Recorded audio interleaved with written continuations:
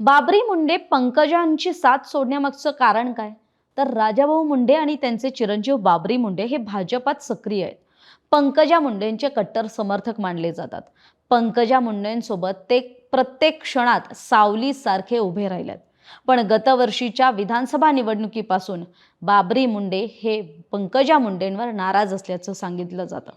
ते भाजपातून माजलगाव मतदारसंघातून निवडणूक लढवण्यासाठी इच्छुक होते.